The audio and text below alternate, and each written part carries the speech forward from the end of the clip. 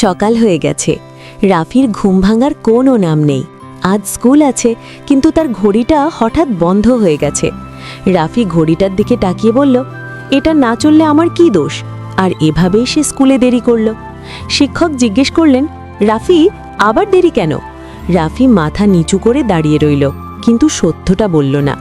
রাফির বুকটা কেমন জানি ভার হয়ে রইল।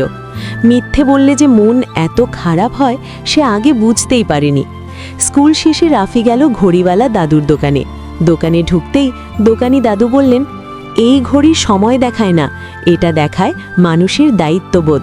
হঠাৎ রাফি চিন্তা করল, যে সময় সে ঘুমিয়ে থাকে সে সময় কত কিছু সে হারায়। ঘড়িটা দেখালো, সত্য বললে শাস্তি নয়, ভরসায় পাওয়া যায়। রাফির চোখ ভিজে উঠল। সে বুঝল সময় আর সত্য দুটোই খুব দামি। পরের দিন রাফি নিজেই ঘুম থেকে উঠল, এইবার ঘড়ি ছাড়াই।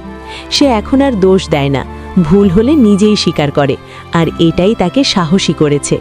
দাদু হেসে বললেন, যে সময়ের মূল্য বোঝে সে জীবনেও পিছিয়ে পড়ে না। রাফির জীবন বদলে গেল।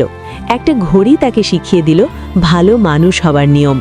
এরকম আরও মজার মজার শিক্ষণীয় গল্প শুনতে চাইলে সাবস্ক্রাইব করে পাশে থাকো।